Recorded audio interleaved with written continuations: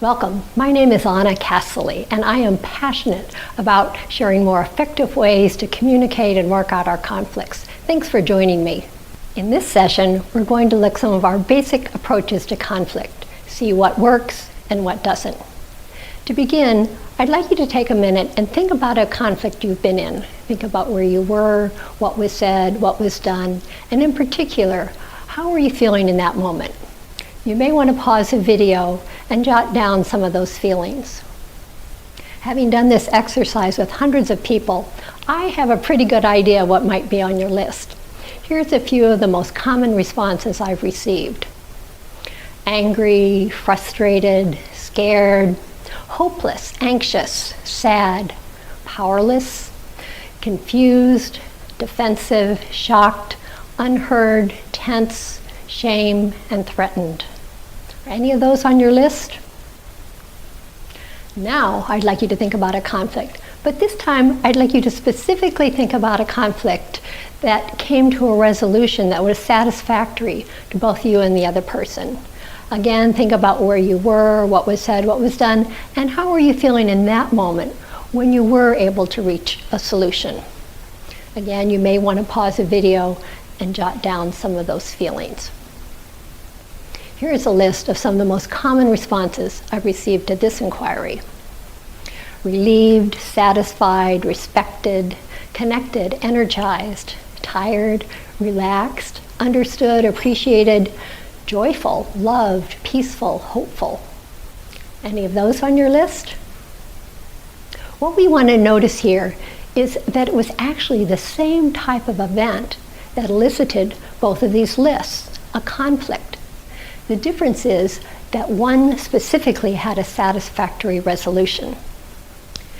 We want to begin to see that the negativity that we often associate with conflict, it's not inherent in conflict itself, but is rather a result of having had unsatisfying resolutions to our conflicts. So when we find ourselves in a conflict, the feelings that rise up are generally from that first list: angry, frustrated, scared, confused, hopeless, and so on. At the same time, we can also see from our second list, there's actually some really good stuff that can come from conflict. We can end up feeling connected, appreciated, understood, even joyful. We want to begin to reframe conflict to see it as a creative opportunity. Now, opportunity is the important word here. Conflict is not inherently a creative experience. It's the opportunity for that. It's the opportunity to learn how someone else sees a situation, to share how you see the situation, and to find creative solutions to our problems. But we can only do this when we shift from conflict as a contest to be won to a place of mutual exploration, learning, and discovery.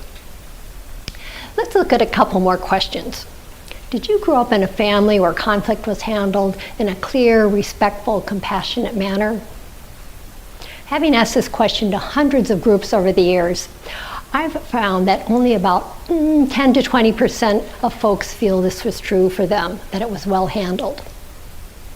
Here's another question. As you grew up, did you have training in school or elsewhere in how to resolve conflicts? Usually, even fewer answer yes to this question. So if you didn't have it well modeled as you grew up, and you didn't have training in how to do it better, how are you supposed to know how to do it? I think this is important because I find there's a certain amount of shame or self-judgment if we're unsuccessful resolving our conflicts. We think there's something wrong with us, that we should do it better. But think about it. If I asked you to, say, rewire your house and you didn't know how to do it, you wouldn't think there's something wrong with you. You would realize you just hadn't learned how to do it. With this in mind, hopefully we can be a bit more compassionate towards ourselves if we struggle with conflicts, and also extend that same understanding to others, as they too may have a limited toolbox for resolving conflicts. For now, let's go back to our two lists of feelings. I'd like you to ask yourself, which of these are feelings you like to have, or more specifically, would choose to engage in an activity if you thought you'd end up feeling this way? For instance, if I said, there's this activity we can do this weekend, and I promise you, you'll end up feeling angry, frustrated, scared, hopeless, anxious. Or there's this other activity we can do, and I promise you'll end up feeling understood, connected, energized, appreciated. Which would you want to do? I'm pretty sure you'd choose the second activity and not the first. What do we tend to do when confronted with a situation that brings up feelings like those on the first list, feelings we generally don't like to have? One of the most primal responses is to move into fight-flight. If we think we have enough power, we move into fight mode. And I'm not talking about physical fighting necessarily. It's using our power over someone to get our way. Do it my way or the highway. If we feel we don't have sufficient power, we may move into flight mode. Let me out of here, hang up the phone, walk out the door. And of course, there's also freeze mode. This is when the body's still there, but everything else has checked out. We'd like to look at a fourth option, flow, working together to meet the needs of all those involved. And I'm going to share a short video that will give you a visual image for what it's like to make this shift. So I'd like to look at the ways we tend to generally respond to conflict. So will you join me? Okay. So I'd like you to come at me like you're going to attack me. All right, okay, so somebody comes at us and we have our instinct to defend ourselves. So let's try that again. Okay, so this is sometimes called focus on the problem, not the person. When I'm like this, it's me against him. Well, you should have, No, and you why could've. didn't you? And it's all your fault. Well, you should have. All right. So if I can get off my position and be willing to come around and see how he sees it, then I'm realizing he's not the problem, I'm not the problem, but we have a problem. And this way we can focus on the problem together rather than just blaming and judging one another.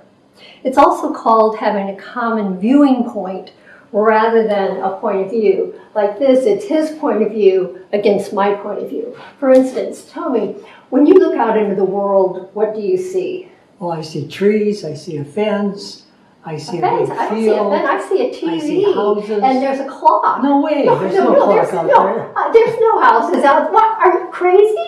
Well, you're crazy.